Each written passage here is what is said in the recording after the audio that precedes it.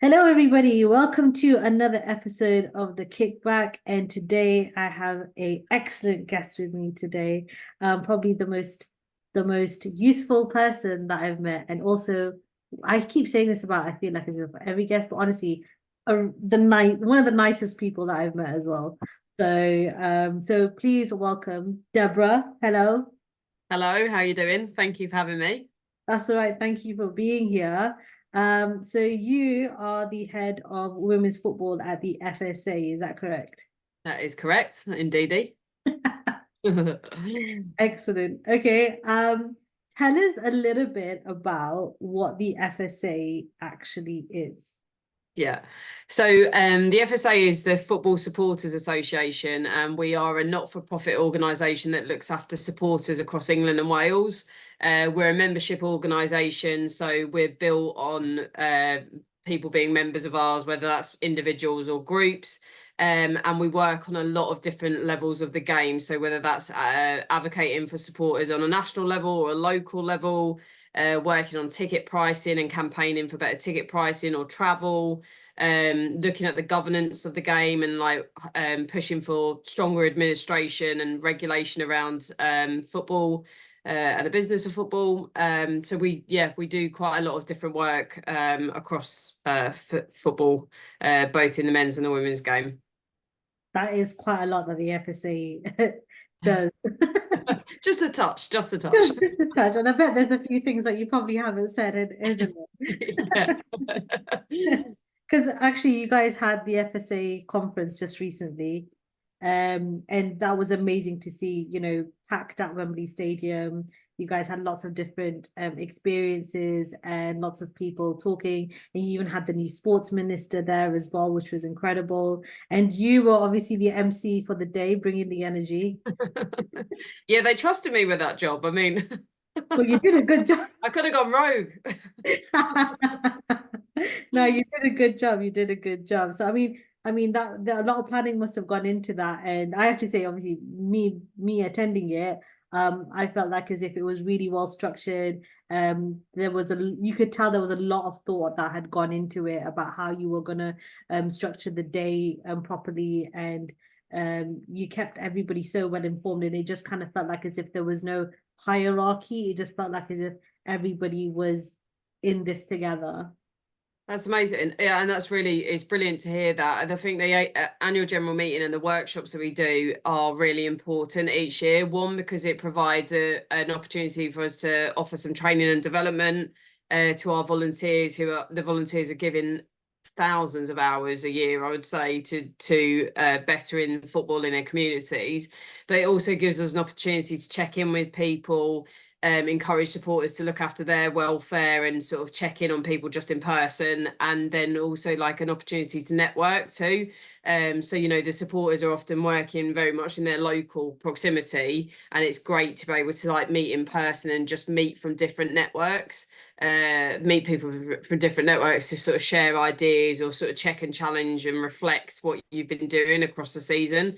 So they're really important events for us. And it's a way of like giving back to volunteers and sort of celebrating the work that they're all doing, because we can't do our work without the amazing people that we work with. So I'm pleased that you enjoyed it actually. It was really good because like obviously we're so used to seeing like fan rivalry and everything like that. And you could hear it when people are like, oh yes, I support this club, and you'll just hear the random boo or Yeah. yeah. But you can see that it's all in like good spirits. Like it's not anything like harmful or anything like that. It's just everybody jesting. But I think what was really nice for the day was that everybody was learning from each other, and you could see that in the workshops, and people are like, that's a really good idea. Can I like pick your brain about that? And it means that they can take it back to their club. So even though you've got like these different clubs, it just felt like as if everybody had the one goal of making sure that fans who are attending the game are getting the best from the game. Yes, definitely. And it is a common like aim of everybody, which is why it makes it such a brilliant day. And it's really like a pleasure for staff to sort of see that coming together. Because like I said, often you can kind of feel like you may be working in a silo or the networks aren't necessarily. Some people are on multiple networks, but some people aren't. Mm. So it's just the mix in the room is lovely. Mm. So how did you actually get involved with the FSA and then eventually becoming like head of women's football? And to be honest with you, I don't know how you do it because you just seem to be able to tie everything together, connect everybody, and then somehow everything just happens. I don't know how you do it. Lots of cups of tea. Lots of cups of tea. I handy. So the way that I entered into what was originally Supporters Direct, so the FSA was actually two supporters organisations. So I came from the Supporters Direct side. So I actually started as the EFL network manager. So I worked in the men's game. At that time, neither Supporters Direct or the Football Supporters Federation had much work in the women's game. There was sort of loose work, but nothing established. So when we merged as two organisations, I was still EFL network manager, but I was just really determined to get something off of the ground for the women's game. So I did that alongside my role, working still with EFL. And then I would say 2 years ago, 2 years ago ish, I then was transitioned out into the women's game only and became head of women's football because we'd grown the network and we showed that there was appetite in the women's game. I always felt that felt that there was appetite and there was loads of supporters in the women's game. It's just they didn't have the same advocacy on an international or domestic level. So yeah, I did start in the men's game and that was really an interesting experience. And I did that for a few years and I learned a lot from doing that. Okay, so I have a couple of questions on what you said. And I don't know which one to ask first, actually. So, the Women's Network was only started a couple of years ago. Yeah, so 2019, so 5 years ago-ish, but so 2019, I went to the seniors in the organisation and said, I think that we should be offering the same service for the women's game as we do for the men's. So the way that I wanted to try to like illustrate my vision was by going to the 2019 World Cup to talk to like loads of supporters about my vision of the women's game network and how it would run and da da da. So went and did that, and then I met Jude from Man City Supporters Association official supporters group for the women's team, and I met Kerry, I think, from Chelsea and the supporters group, women's supporters group. And then I was like, what do you think about this? And they were like, oh yeah, like this sounds interesting. So we really we had no members in 2019 and then we managed to start with a few. And then I helped set up a few. So Liverpool Women's Supporters Club, I helped Jay set up that. And Man United then started, the Barmy Army started, and we sort of then like helped them shape to what they are now. So we slowly started to build members, but in the first year, we were a small group to begin with. So now we're at 64, 4 years in. And that's fanzines, supporters groups, supporters trusts that might be like that were in existence for the men's game, but are now looking at the women's game too. So we have grown within that space of time. But yeah, there was nothing originally. That's incredible. So between 2019 and 2024, which is actually not a very many years, you've gone from 0 to 64. That's crazy. Crazy. When we were only officially constituted into the organisation in December 2020. Oh, So wow. we had pretty much a whole year of trying to showcase that there was actually loads of appetite for work in the women's game, both on an international and domestic level. So it is crazy to sit here and think where we're at now, and the amazing people I get to work with every day who are doing amazing things at a local level. It's insane. That is incredible. I mean, because you've also worked in the men's game as well, like what are some of the key differences that you've seen with managing the EFL network and then managing the women's game network? So some of the supporters groups in the EFL network are 20 years old, 25 years old. So some of what they experience is completely different to what the women's game supporters groups who are maybe like a year old, their knowledge is different. There's also sort of like a different appetite in the women's game. So like between, not within our supporters network, but between like organizations, it's been a more antagonistic relationship, I would say. There's been more of a, let's like, we're arguing, whereas in the women's game it's a bit more collaborative, like everything. So even between organizations it's been way more collaborative. That has changed in the men's game. We have really good relationships with the EFL, the Premier League. My colleagues in those networks have really like worked hard to make sure that it is an established relationship and everyone is trying to get the same thing to some degree, in the sense of like we want supporters to have a good and happy experience. But so there are some key differences in terms of just like knowledge within supporters groups. But that's nice really, because it means there's different opportunities. Not everyone is stuck like in one way of thinking about what football maybe means to them. And that can create different opportunities and innovation opportunities. Just trying to think what else. Different styles of group as well. So often supporters groups in the men's game have started, so supporters trusts have started from a crisis, whereas in the women's game you have supporters groups starting because they desperately want to help grow attendance. So it's a different trigger. In the men's game we've tried to change that a little bit, because not every supporters group needs to start in a crisis. They could start because they're trying to celebrate diversity in the game or encourage diversity in the game. So yeah, that will probably be a key difference as well across the two sides, I suppose. Which one do you think has been the easiest to manage it, or rather should I say shape? Oh, okay. You'd probably have to ask the supporters that, I think, because I don't know. They've each taken shape in a different way, and it depends on like the identity of your network manager as well. So I always try to do slightly different things in the EFL network to just shake things up a little bit. And I think probably a lot of my volunteers back then would have said the same. You know, there was always just a slightly different style of doing things to sort of, so we don't always have to replicate the same meetings and whatnot. So I would say both of them offered a brilliant set of volunteers in just different ways. There's more fan elected directors, for example, in the EFL network. There's not any in the women's game network. So you shape things in a bespoke way depending on what's in the network.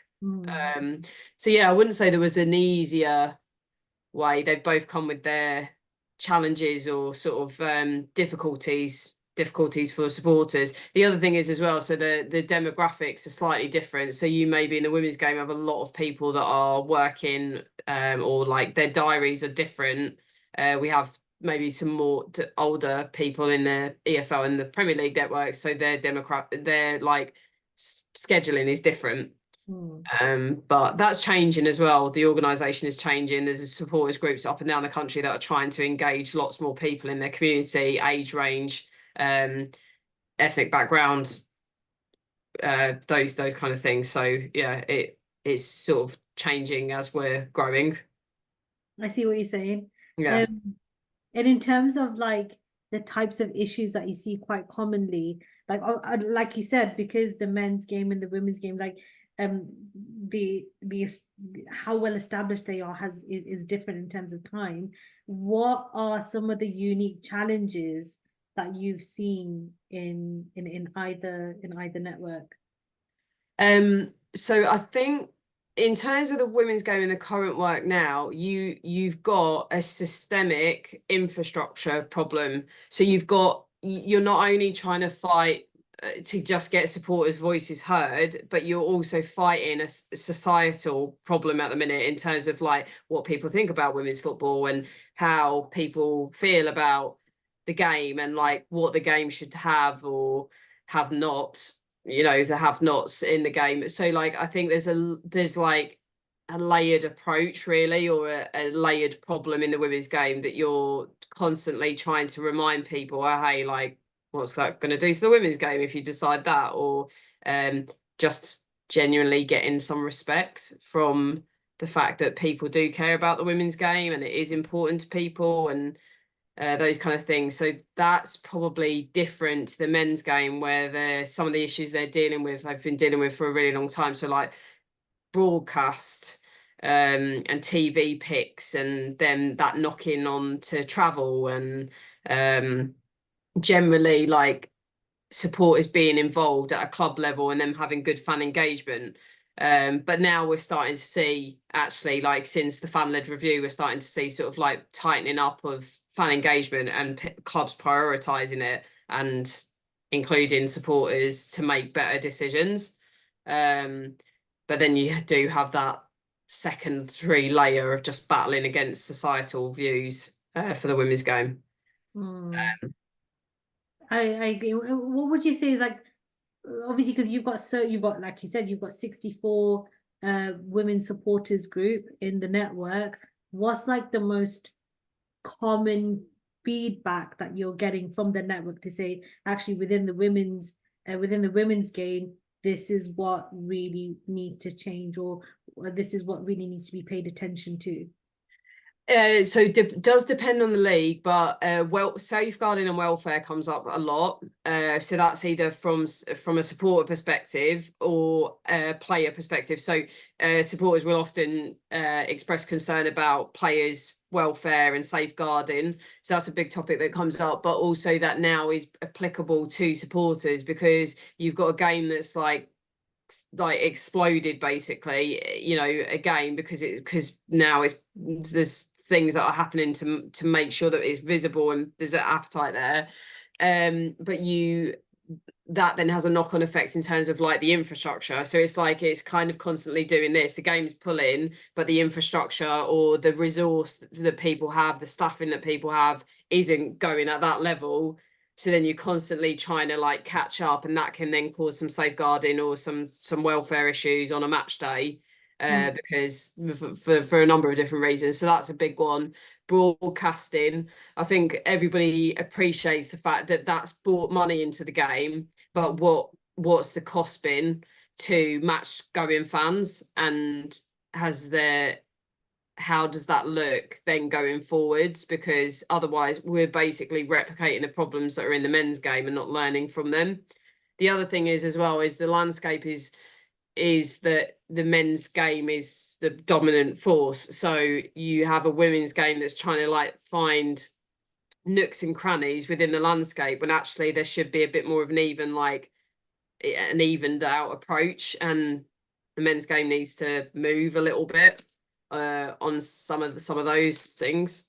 I mean, do the two sides talk to each other about these things? And like, obviously, like you said, the men's game is quite dominant. They tend to get first picks and everything like that. That's the first consideration. And then like the women's game is almost like an afterthought. And I know obviously there's been a lot of talk at the moment in terms of like fixture clashes and things like that. So Yeah. I mean, do the two sides talk to each other and be like, hey, maybe let's not mess this up and let's talk to each other about these fixtures and whatnot? Like, what is the barrier here? What do we need to do? Well, there's the stakeholders talk across the board, but then it's a case of everybody wants the best situation for their members or their league, and then also the broadcast really does play a role, because if you've done a deal with somebody or you've signed a contract with somebody that says you're going to pay this much but you want this, then there's a pecking order to that potentially. But so these are some of the things that going forwards, the new organisation will have to work on from a WSL and championship point of view. But just going back to your question in terms of like, what's the pressing issues for National League isn't necessarily that for the women's game. It might be that actually it's really just hard to find out venue information in the National League. So that might be a pressing issue on that level. Facilities under the National League could be a really difficult one, because we seem to have quite a lot of old policies and procedures across England and Wales that cause women's teams an issue, because they're written with a preferential treatment of men's and boys teams in mind. So block bookings, for example, mean that like women's team and girls teams are sort of like, again, trying to find the nooks and crannies when actually like the policy needs to change. rather than just the day-to-day stuff. I see, I see. And like what kind of impact over the years has the FSA had on the game, both in the men's game and the women's game? Like what are some of the big kind of like milestones that the FSA has reached? Like what impact have they had on the game? So God, there's lots of different projects and campaigns that have been run across a number of years. That has been the weight of things have been from volunteers, as well as staff trying to like lead. So 20's Plenty was a campaign around ticket pricing, which was successful, in terms of like trying to reduce ticket prices because they were getting unwieldy. You have the Stand In for Choice campaign, so just trying to get stakeholders across the game to re-look at standing in the men's game and like what that looks like and whether or not. So now you'll see you've seen over the number of seasons a batch of teams start to trial and put in the rail seating.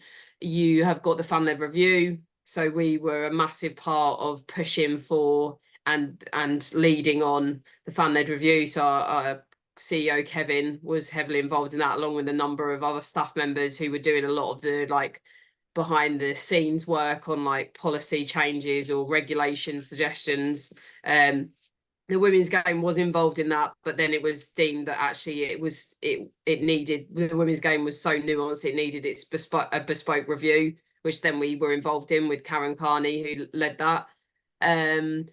If in terms of the women's game, some of the key sort of milestones is having structured engagement or supporter engagement with the FA and the new code. That never was happening in the women's game.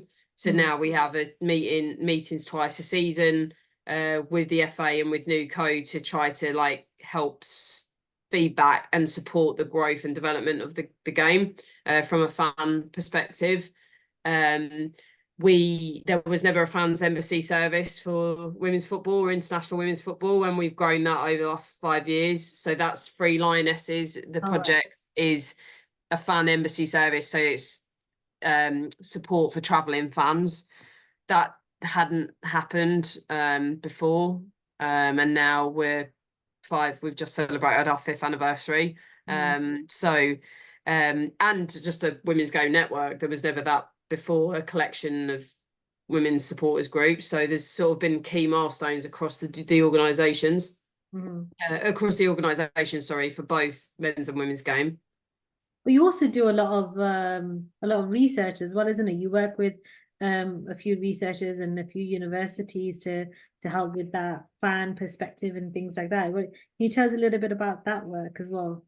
Yeah, so we love working with academics as well, because we always get insight on certain things, and also it's really helpful for us. It can be really a good training and development tool for our volunteers and just give them knowledge in different areas. So my colleague Richard, he looks after an academic group to sort of like discuss up and coming research or research that people are doing, and how that can kind of be pulled into our organisation in different ways. From a women's game perspective, we've worked very closely with a brilliant person called Anika Leslie Walker, who is beautiful soul, but she's done a lot of research around women's experience, from women from ethnically diverse backgrounds, experience of the women's game. So we have worked together over the last probably 2 and a bit years, or maybe 3 years actually, on some of her key research. And then one of the projects she did was around the Euros 2022, sorry, the women's game. And she did some research, had a list of recommendations, and then some of those recommendations I feel applied to us. So we've then tried to execute some of the recommendations. So for example, we have a women's game discussion group, which is mainly focused at women from ethnically diverse backgrounds, to give us what their barriers are, how could we help, what are the solutions, and you've been a part of that, which is cool. So thank you. Thank you. But that's a really important piece of work in the women's game, and that came from an academic. Mhm. That's why the research is so important.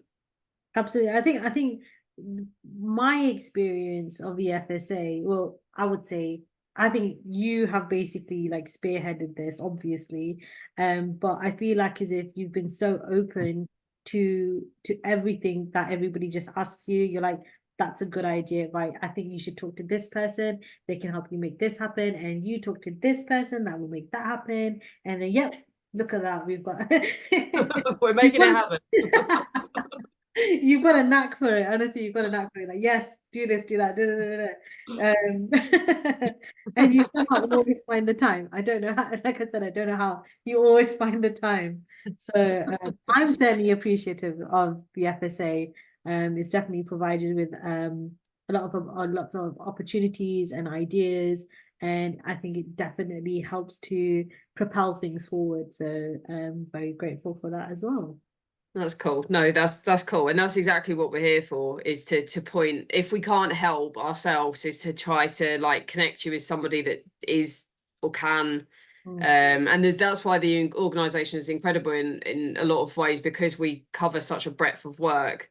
So, you know, mm, you've got colleagues in Fans for Diversity, the Fans for Diversity campaign, that are working on loads of cool different areas and sort of ways of advocating for inclusion across the game.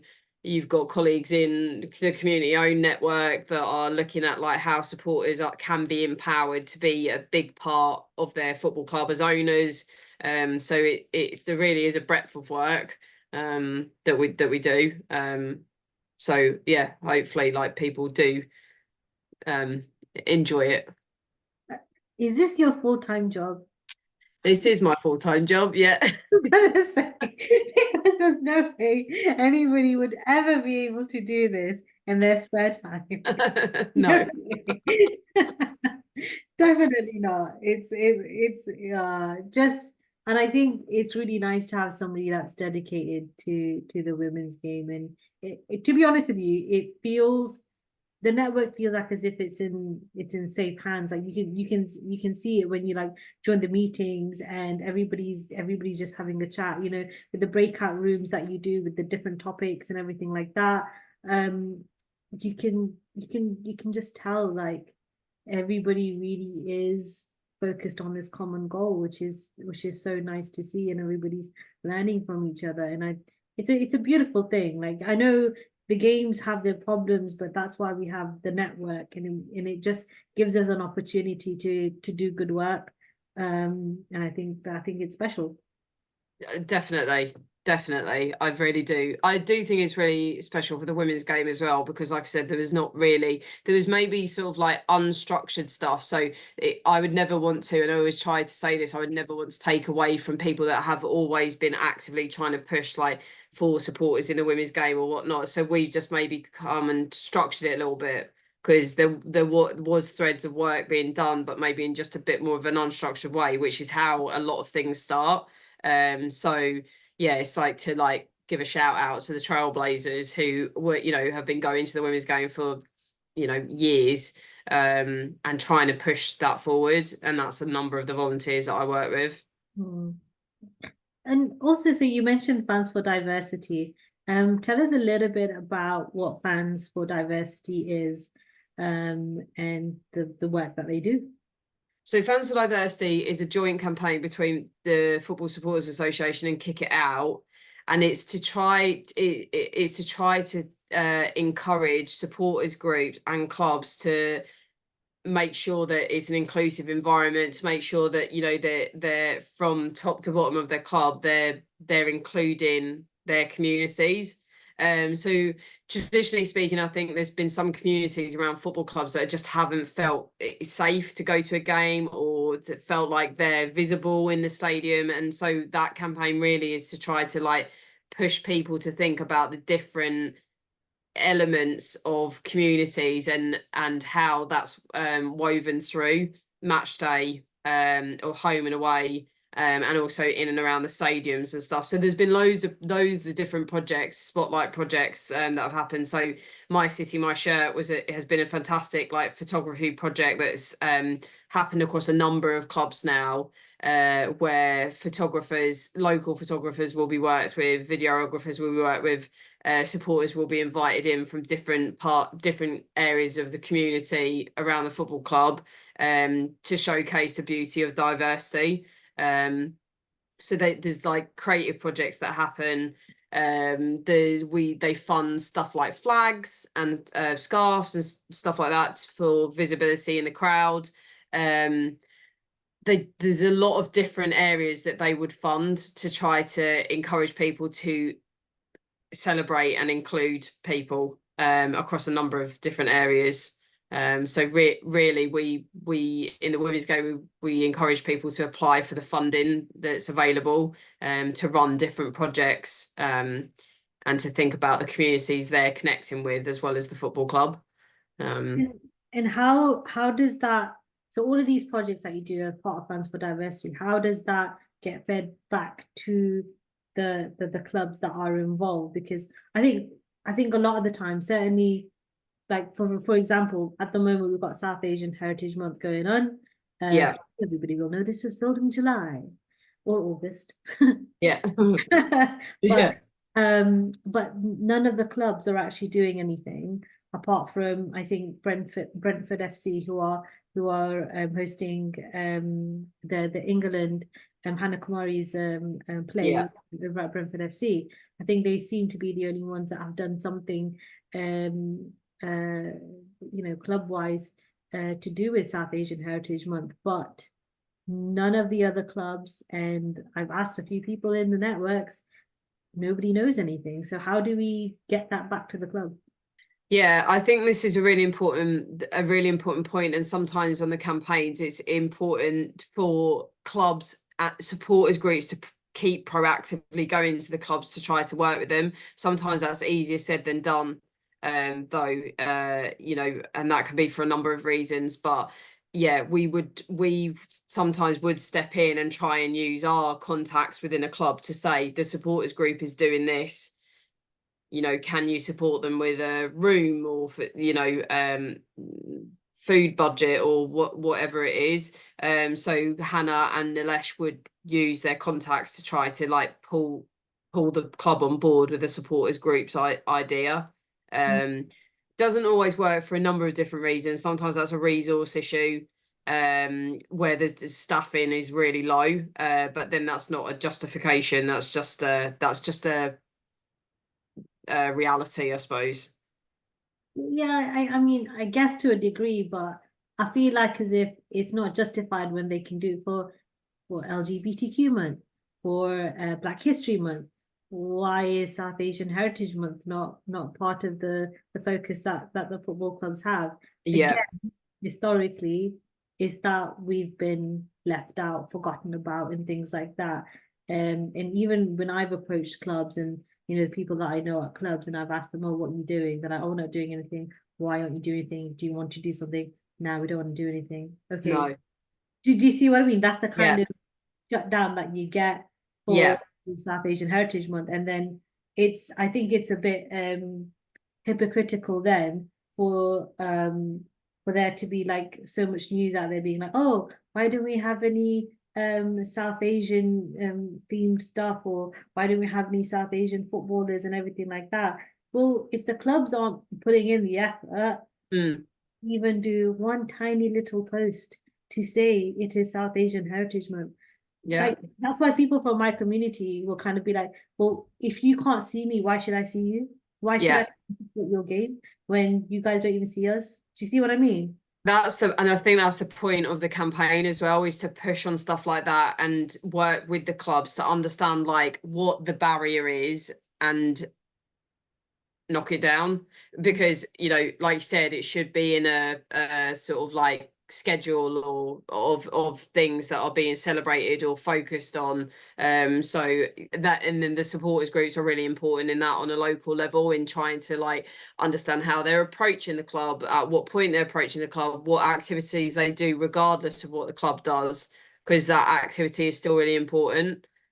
So that's exactly why the Fans for Diversity campaign exists, is to try to push forward on these. And you know, you've got a good duo in Hannah and Nilesh, who are working with clubs on a daily basis, as well as supporters groups, to encourage them on these things. Yeah. Well, hopefully things will change for the future. You know, maybe next year.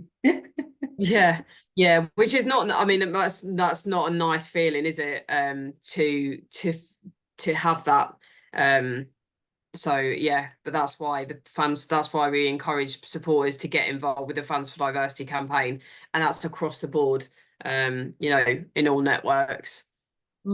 Definitely, Yeah.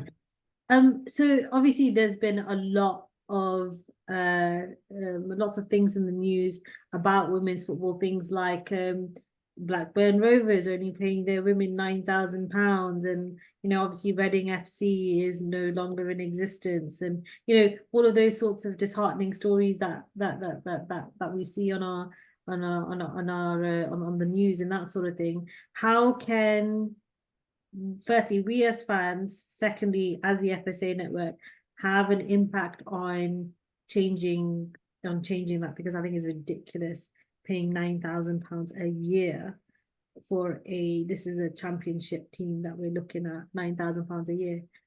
Are you kidding me? Yeah.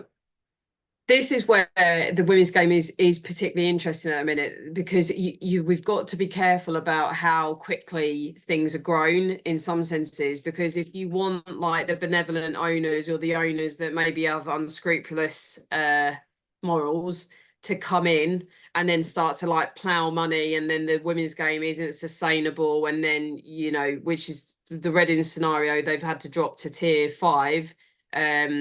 You know, they've lost their license in the championship, or they chose to lose their license in the championship.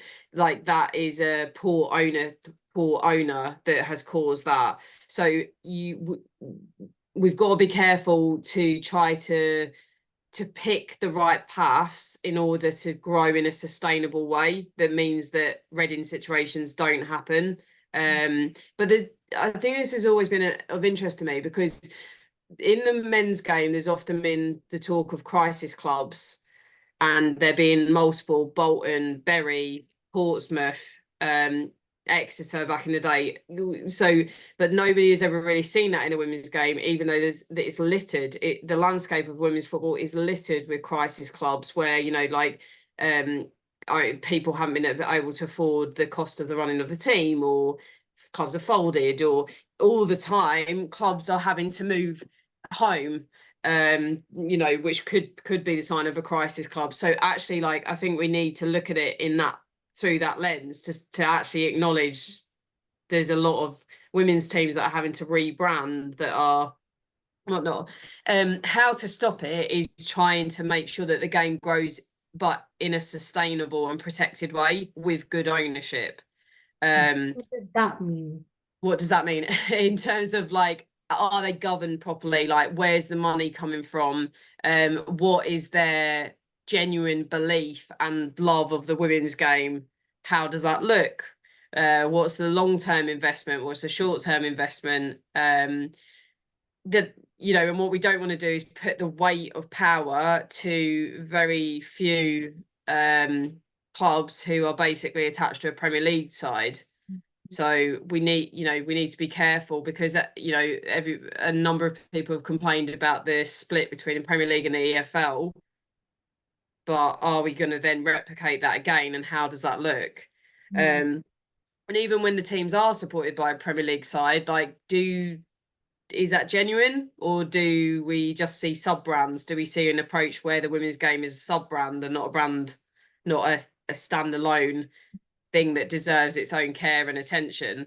I think people might miss a trick in some senses, and always see it as a secondary thing, when actually, like, it's got huge potential to be its own innovative standalone area. So So, but there's multiple different things in the supporters groups. What we can do is create more supporters groups, create more supporters voices, because at a local level, you need clubs to be being challenged or check and challenged from critical friends to say, well, hang on a minute, like what's happening with the accounts, or show me the accounts, or who's coming in to buy the men's team, how does that affect the women's team? Because usually it is we're buying the men's team and the women's team just happens to be there. That attitude's got to change. So again, it goes back to the societal stuff of you're kind of like trying to challenge the business side, but also the approach or the view and attitude towards women's football. For example, I had a conversation the other day where I kind of knew where this was going before I entered into it, but somebody had been talking to me about Notts County and saying about, oh well, you know, the women's team did cost £150,000 a year to run, and so you know we needed that money in the men's team, so off you go. So Pete, that attitude has to shift. So people are more than happy to plunge 150 grand into just a club that's running at a loss, at a debt, or give it to male players as wages. They're not happy to continue to run a women's team. Like that attitude needs to change, and I think that's quite a common one, really. What do you think about, like, you know, there's been this conversation around fan-owned clubs. So do you think that kind of model is something that can work? 100%, and we've got a huge amount of fan-owned clubs in our community-owned network, and they, you know, Exeter is a perfect example of this. They are fan-owned in the EFL. They've done a lot of amazing work. The model can work, but you need to be able to give it the help that it needs. And that's again comes back to the discrepancies within the landscape, you know, Premier League to EFL, and like where we are in terms of the haves and the have-nots. We don't want to replicate that in the women's game. I actually think fan ownership or part ownership in the women's game could work really well, but we need. You said that because there are a couple of clubs, or is it one club that is fan owned at the moment in the women's game, isn't it? In what, sorry? Or they tried to. I can't remember. In the top two tiers. Not in the top two tiers. No, well, so Lewis would have been an example of that, a fan-owned club, and there would be other fan-owned clubs like further down the pyramid. But obviously not the. Obviously, we and players have spoken about this before, about there being this massive discrepancy between obviously the big WSL clubs, and even there's a bit of discrepancy within the WSL clubs itself, but also obviously within the championship and everything like that. So I mean, is it possible to achieve the same across the board, irrespective of league? Depending on the decisions that you make, but I mean, Tom Garry recently put it well. He said in the same week, pretty much, you had London City Lionesses announce all this investment and all this, like, the changes to the facilities and stuff. And then you had Reading, who said, we choose not to, we can't run our women's team anymore. We don't have the money. We choose to drop out of the championship. Now we're going to go to tier 5 in the same week. So you can see, like, that's what we're dealing with at the minute. That's the landscape that we're dealing with, and the sort of like balance of different clubs and what different clubs have and have not, and that's different across the WSL and the championship as well. And what do you think about obviously Michelle Kang? She owns the London City Lionesses. So what do you think about this, like, singular ownership of like multiple clubs? What's your view on that? Is obviously we spoke earlier on that that's probably not sustainable, but I mean, we're talking about this as a championship team that Michelle Kang to be poured investment and money into. So what are your thoughts on that? My personal thoughts are, I think that we should be trying to support women in business and women investing in stuff, and the fact that she is wanting to look at like bespoke facilities for women and all those other things. I was like, those are things to be celebrated. However, multi-club ownership. So I've got a really split heart on this, to be honest, because like part of me is just like women in business and like you want to really support that. But the multi-club ownership model is worrying. Just from a traditional point of view, actually it goes against a lot of traditions in football. Some traditions we very much want to get rid of in football, but others you kind of think like actually like having someone that's like looks after a community asset and looks after that solely is usually what's happened. From a financial point of view, you've got huge jeopardy apparent like potentially in terms of if that person owns 4 clubs across the world and suddenly has some financial difficulties, you could end up seeing 4 clubs just fold or however many they have. So that's another issue. Who is there a club hierarchy? So is there like one marquee club and then everyone else is just the minions underneath and like they don't really get as much attention? Do you have the potential for clubs to play each other? In which case, what does that look like? So if you're looking at London City Lionesses and they get into the Champions League, they play their sister club effectively, like who is the owner back in? There's all sorts of issues with it that need to be addressed. The biggest argument I've heard so far from multi-club owners or people that are aspiring to be that is that, oh, well, we need to pool resources. That's the reason to do it, is that everything can be centralized and like resources can be shared across multiple clubs because there's not enough staff and there's not enough resource per club to do it. How effective that is in practice, I think there would be questions to be asked around that. Yeah, or like that doesn't sound sustainable if you're relying upon a small pool of resources across a number of clubs. That's also detrimental to the staff who are having to deal with that as well. And essentially, you'll find that probably, and in most cases, that the quality of the work goes down. Well, and also the other thing is I think like one of the most beautiful things about the women's game and all the stakeholders that I work with and the supporters groups is that this happens between supporters groups in the men's game, but across like clubs and stakeholders, people want to collaborate. People want to share information and good ways of doing things because actually it pulls the game up together. So there's a huge like appetite to be collaborative, and I really hope that never goes, because we all get better by sharing information and whatnot. So yeah, I've given you a bit of a FSA standpoint in terms of the multi-club ownership and like the troubles with it, but from a personal perspective, I probably would lean towards there because I think there's a number of issues with multi-club ownership, but part of my heart wants to see women in business do well, and I love the fact that that's the lens on it, is how can we make bespoke facilities and stuff. Yeah, I suppose maybe it is kind of like you start off with multi-club ownership, you start off with that investment, right?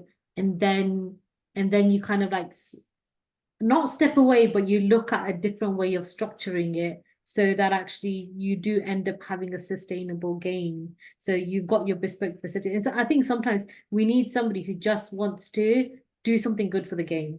It's not about actually being an owner. It's actually about doing something good for the women's game. Do you know what I mean? And Yeah. obviously we don't know what the intentions or anything like that are, but because there are those bespoke facilities and we can see that actually there is some good coming from it, I'm cautiously hopeful, I'd say, that maybe this is something that will be exemplary to others and say, actually, with investment, this is what it could look like. And then look at the sustainability aspect of it. And maybe that's one way. I don't know. I don't know if that works, but I don't know. What the only thing that we can be sure of is that we need the women's game to be sustainable. We've seen such quality in the women's game, and we need it. We need it to last. We need it to. And I think the Fan Supporters Association definitely helps with that, because as long as they are there, it does mean that there is a way of making sure that these clubs continue to exist. Yeah. And the fans are really important in that for sure. I don't know if multi-club ownership is, you can still have all the things that you mentioned without having multi-club ownership, but I mean the proof is in the pudding really, isn't it? And you know, having an independent women's team is also really important. So one that's not attached to a big Premier League club. And it will be interesting to see going forwards how clubs pull apart the men's and women's teams, and what, you know, so Chelsea have just done something interesting in terms of like pulling their, it's still under the same umbrella, but pulling their women's team out into sort of a separate subsidiary company to see if investment is different from doing that. Yeah. And also, is it, you know, should we have ring fence funding? And so we would argue that there needs to be a pathway towards independence for women's teams, because at the minute nothing is really ring fenced fully. Yeah. So yeah, so it's an interesting time, isn't it? Hey? It is, because again, like you said, everything feels like if it's like as if it's very much together. And actually, you know, we've seen the popularity of teams like Arsenal, like Chelsea, like they are almost big enough to go on their own type of thing. They don't need, you know, the shadow of the men's team to help them along. They got the quality, they've got the players to and the fans to actually have them as independents. Yeah. Mm, Yeah. it's definitely, and you've got a lot of work on your hands, Debs. I know, that's what both do. Yeah, with us as a network, we really do. Just a few problems to solve. But again, we have really good relationship with the NUCO staff members that are doing the new organisation for the top two tiers of women's football. A really good relationship with the FA. You know, we are work with other stakeholders at PGMOL, Kick It Out. There's lots of and academics. So there's lots of different people that we are talking with and collaborating with in order to try to better the game and keep an eye on the governance and the regulation and all those things. So And how can fans and people who are interested in like the governance side of things and making the game better, how can they get involved with the FSA? What's the route and the pathway? So there's a number of different ways of doing it. Following us on social media. So we've got our Instagram channel, we've got our X channel. You can check out latest stories about lots of different work that we're doing on our website. We also encourage people to join us as individual members. That's free. So that's just basically you will get added to a newsletter which summarizes some of our work each week. You could set up a supporters group. So in the women's game, we do have supporters clubs that don't have a supporters group at the minute, particularly in the championship. You could join your local supporters group. So if you didn't want to get involved in terms of running one, you could join your local one and support the work that they do and follow them on social media. All that information can be found on our website in terms of who's in membership at the minute with us. You could get involved in different projects. So there might be somebody might be listening to this and going, oh, I really would love to run a fans diversity project. I wonder how to get funding. You can contact us and we'll try and support you with that and try to fund projects. Yeah, there's lots of different ways of getting involved across the organisation and across our members' organisations as well. So everybody will just contact you basically. Yeah, just email me and I'll direct you. I'll direct you in the right area. Your inbox is going to be full. Yeah. I hope so. Come talk to me and then we'll see what we can do.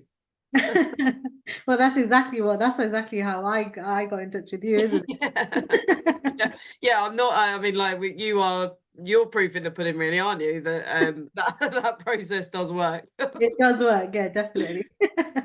I suppose, yeah, go on, sorry. I was just going to say, and also this stuff. So, say in the Women's Game Network, this stuff like the discussion group. We've got the discussion group for women from ethnically diverse backgrounds and trying to advocate for, because realistically one of the biggest things that I want to come out of that discussion group, and I'm sure Anika would agree, is actually like we want more women to be involved in the network, but also on boards, you know, across football clubs, across supporters groups, across our national council, our board. Like people's voices have to be heard. So there might be like little areas where you think, oh, I don't really want to get too involved, but I would love to. This is my focus area. There's different opportunities. If you're an academic, we've got an academic circle, if you will, campfire that happens like this. So there are areas, if people are listening and think, oh God, I don't know if I could do a supporters group, there are other options. No, that makes sense. And obviously you guys also recently did like the annual survey, and you did like a whole review. I've read some of it, but I've also forgotten some of it. So there was like three, like you had There's three. loads. There was like, yeah, there was like three families. One was like this big, and then it was like Yeah. this big, and there was a lot to read, but Yes. it was a very interesting read. I remember it being interesting as I was like, huh, that's actually interesting. I've just said that twice in a sentence, but whatever. But can you give us a summary of the findings from the FSA? Yeah, so we launched two publications. One was our new strategy document. So in 2022, I'd launched the original strategy, and now we've updated that. It's more detailed this time round. It kind of gives a bit more insight into some of the ways in which we're hoping to execute our strategy, our strategic areas, sorry. And then the second publication that we did was a national survey of the women's game. So we do a national survey of the whole game, but it's important for me, it's going to probably be every 2 years to try to survey the women's game fans specifically. So that survey was filled in by about 1,500 extra people then in 2022. So that's amazing.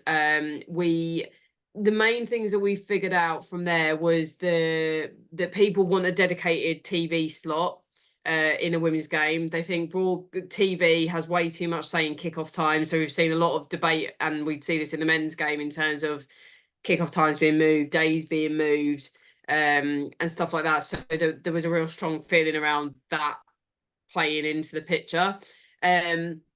Largely people had said that they were sort of unaware about the new organisation that's taken on the WSL and Championship, which was interesting.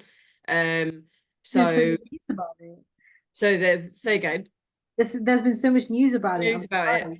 But this is where I always think it's interesting for us to like challenge ourselves in that we're in this bubble. So how are you making sure that new people understand and know about your services, or understand that there might be support?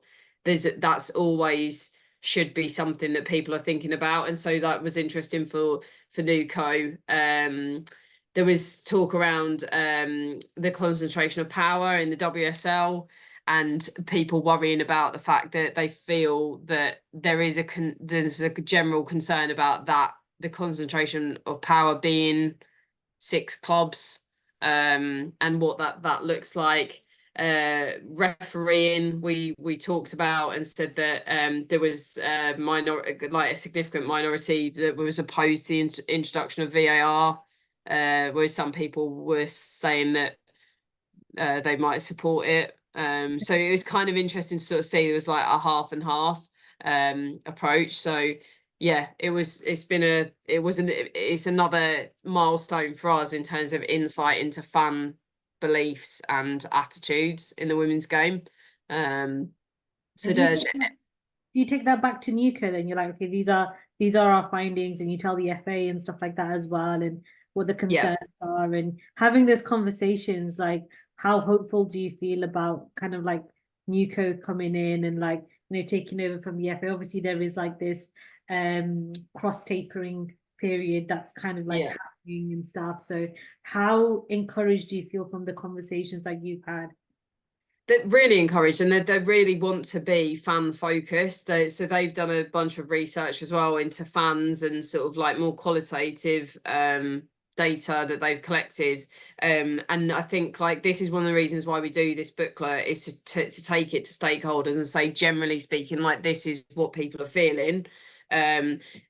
We're going to be updating it again in a couple of years, and it's good for people on a local level to take it to their clubs as well. So we do it as a resource and a tool for multiple people. We worked with PGMOL, the FA, and NUCO to talk about like questions that we were asking. So again, like there's a real collaborative approach to these things. And I think that they do prioritise and understand the importance of including fans, consulting fans, and that's been shown in some of the actions that they've taken over the course of time that we've had these more structured meetings with them. And I know, like there have been a few people who have spoken to Nuco about inclusion and diversity and everything like that. So Yeah. how much focus does that have in these conversations, and how are they? I suppose you probably can't answer this part of the question, but how are they thinking to make sure there is that inclusivity in the game moving forward once they get full ownership? Yeah, very much a priority. We raised this in our last meeting as well, and offered support in terms of like from the Fans for Diversity campaign, and also myself and Anika. Anika's been into a number of meetings as well to sort of represent the research that she's done. And now we need to all work together to make sure that's a key focus area, and actions and come out of some of those things. So I would say it's a big focus area as well. And more importantly, it's both in the stands, on the pitch, and in the boardrooms, committees, all those things. We need to all work together to make sure that there is a diversity of thought, a diversity of voice. That, you know, it's really important going forwards. Well, that's very encouraging. I hope, I really hope something does come from, because a lot of the time you know, people talk a good game, but then when it actually comes to actually the application and things happening, then you get met with silence. I've tried to work with a club who had given the green light on something, and then all of a sudden tumbleweed. Do you know what I mean? It's like and that can be quite difficult, because to be honest with you, I don't have much time, but if I feel like as if something is worth my time, I'm going to put the time in. Yeah. But then when clubs, they don't have, you know, it should work on mutual respect, essentially. Do you know what I mean? So then when something like that happens, you're like, what is the point? Yeah. It can become quite difficult to try to achieve a change in a collaborative manner. Yes. Yeah, and you need both sides to genuinely want to do it as well. So but again though, this is where you want to make sure that we're learning from some of the mistakes in the men's game, and seeing what barriers there might be for people to feel included or whatnot, or like how you advertise things, how you recruit, all those things matter on a number of different levels. And that's the same for the supporters group. So, and this is something that Anika and I always have conversations about, you know, which communities are you talking to? How are you doing it? How is it accessible to people? What's the time of your meetings? What's the topic of your meetings? How are they phrased? Like there's lots of different ways people can make sure that they're being as inclusive as they can be, and advocating for different needs across the community around their football clubs. True. Well, we've spoken quite a lot, but we could talk forever, to be fair. But do you have any final words for our listeners today? My final words would be, supporter activism in the women's game is really important. And if you feel strongly about being a supporter, or you are interested in being a supporter but you're not too sure how that looks for you in the women's game, then come and talk to me, and I will do my best to connect you with somebody or talk you through your options. or encourage you to get involved in some way. But supporters are fundamental to the women's game across all areas of the pyramid. And we have fun in our network, so come and join us. We do have fun in the network. I can vouch for that. Definitely vouch for that. Debs, thank you so much for coming onto the podcast today. It's been an absolute pleasure to have you here and just to have a chat with you. And I still can't believe that the first time that we actually met face to face was at the AGM. It just literally 3 days ago, 4 days ago. It literally felt like as if I just known you forever. And it was just like, I swear I'd seen you in person before, but that was one of the funniest thing ever. But there you go. But that's the kind of culture that's the thing, right? That's the kind of culture that you put into your network, and then that's what you sort of get out of it, isn't it? Definitely. Yeah. Definitely. And hopefully it's always a welcoming feeling. So, but thanks for having me. Thank you very much. All right, thank you, and I hope everybody enjoys listening.